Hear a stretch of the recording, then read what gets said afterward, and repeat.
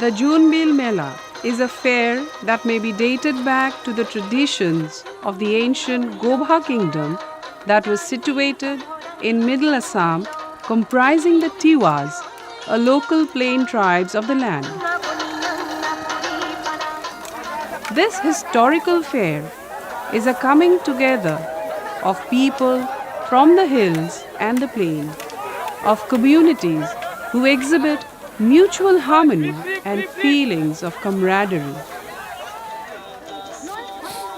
The ancient kingdom of Gobha continues to live at the present age through its customary traditions, practices, and unique cultural traits.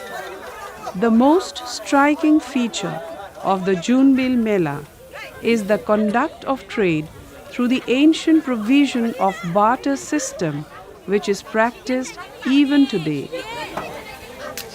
Every year, the week after Makar Sankranti, the Gobha king has been organizing this fair amidst pomp and grandeur. Today, it begins a week after Makar Sankranti on a Thursday and concludes on the Saturday the same week. People comprising the Boros, Khasis, Garos, Jaintia, besides the Tiwas, throng to this Mela that is conducted upon the plains.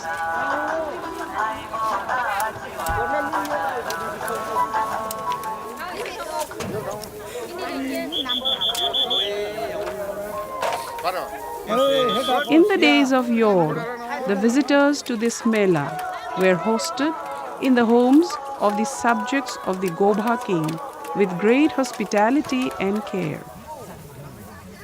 The barter system of exchange practiced in this fair did not remain confined to an exchange of goods and commodities merely, but it also paved a way for mutual exchange of love and bonhomie amongst the communities from the hills and the plain. The bonding of hearts that the fair resulted in makes the occasion uniquely significant. Until a few years back, these people would flood this Mela, loading their wares and produces upon their backs.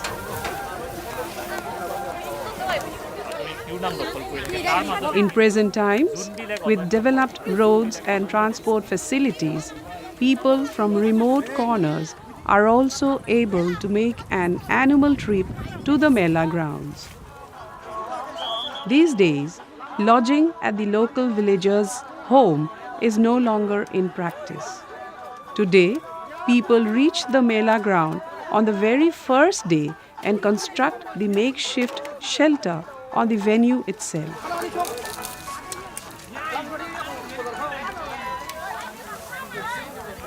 Junbil transforms into a miniature village populated by the tribes who live in these temporary structures and conduct their exchanges with merriment and gaiety.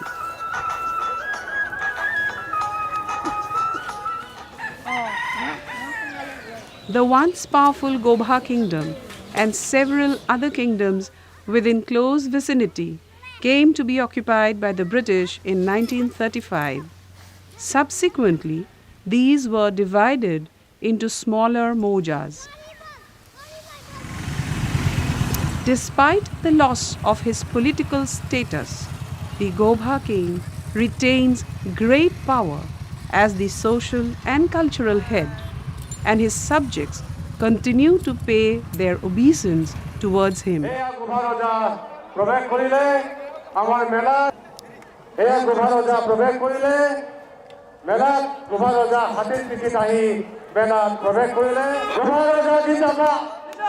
The Gobha kingdom and several other kingdoms exist even today. These neighboring kingdoms have retained their tradition of loyalty and reverence towards the Gobha king in the present times as well.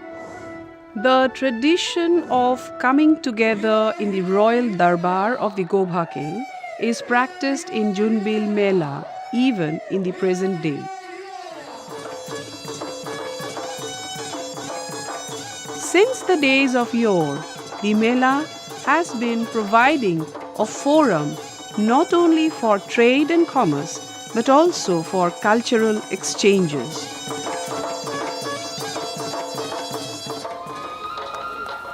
The mention of a fair several centuries old is made in Assam history and Jaintia history.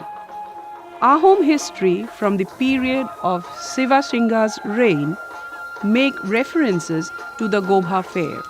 Towards 3 km in the north of Jagi Road, in Morigaon district, lies a crescent-shaped beel or a wetland from which its name Junbil originates. Eventually, the annual fair that came to be held here got its name Junbil Mela, a name much popular till date. Tiwas have a history that dates back to 1,000 years. However, historians are of the opinion that around 13th century, the then Tiwa ruler initiated the practice of this fair or mela to conduct commerce and barter. Since the days of past, the Gobha king has traditionally been partaking of feasts organized on the occasion of the fair at the Mela ground. This tradition is still in practice.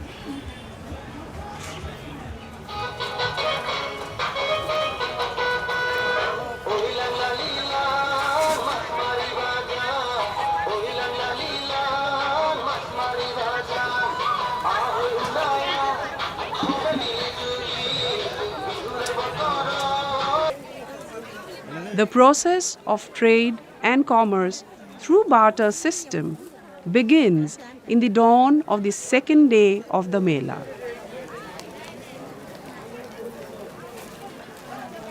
Various local produces such as potatoes, yam, turmeric, ginger, lacquer, bamboo shoot, etc. from the tribal villages are brought to the Mela for trade through barter system. On the other hand, the people from the plains barter for various homemade eatables, dry fish, in exchange for the commodities brought by the hill people.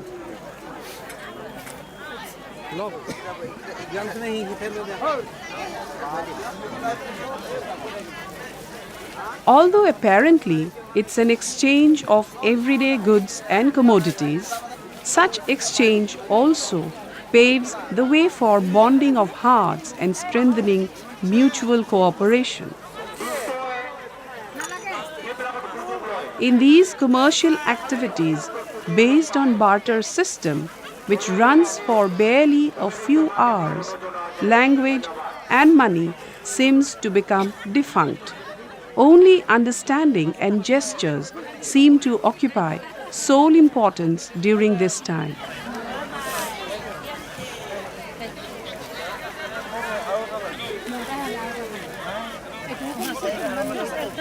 The barter system was in practice in every part of the world before the invention of money. With money and modern economy, practices of barter eventually went into extinction. However, it's a matter of immense pride that this ancient practice continues to exist in the northeastern part of India in Junbil even today.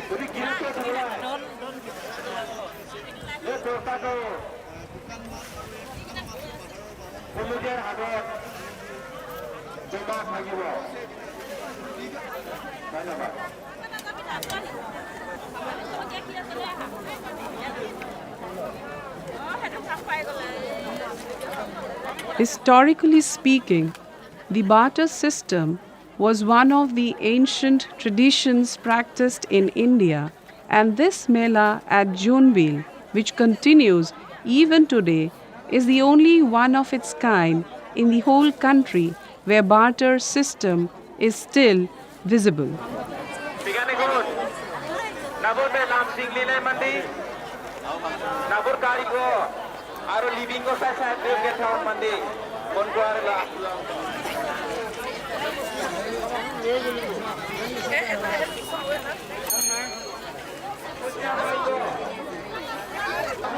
The communities from the hills and the plains acquire their commodities through barter in this Mela. Owing to the limited commodities that are brought for exchange, the process of exchange too continues for a very short duration.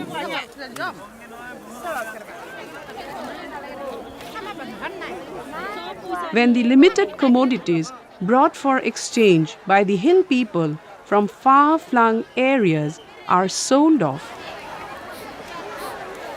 the barter system too concludes. In a globally competitive economy, it becomes rather impossible for modern lives to be solely dependent on the barter system.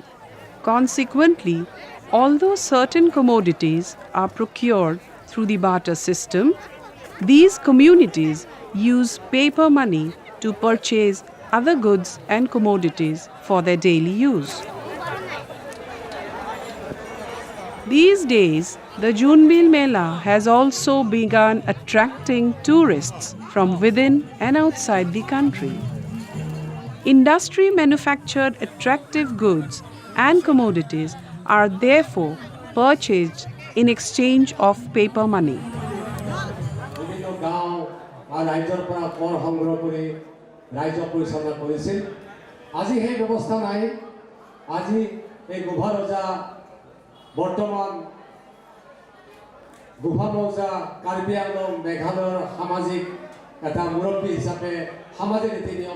One significant aspect of the Junbil Mela was to decide upon important issues pertaining to politics, economics, and culture, for which the Gobha king held council with his officers.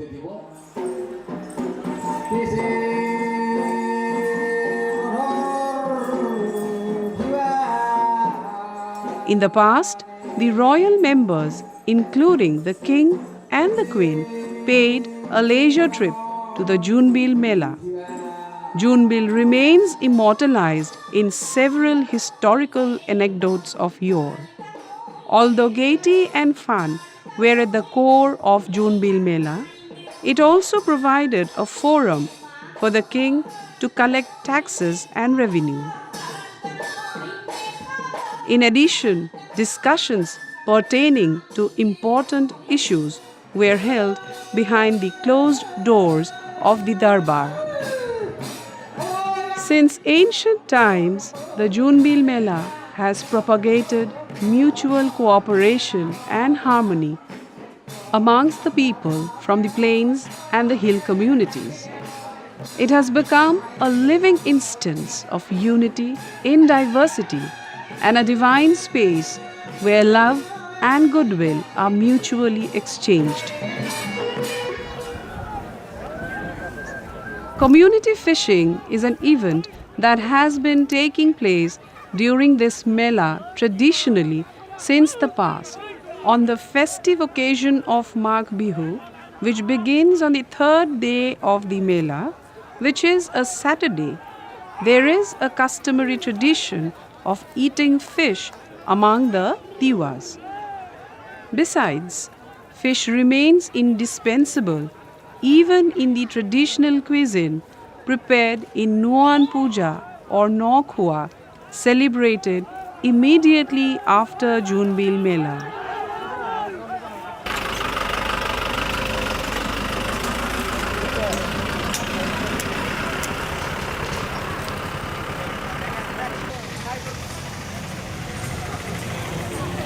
On the third day, the fair concludes. The people thronging to this place from far-flung corners in the hills and the plains depart for the year, promising to live in unity, peace and harmony. Junbil becomes silent.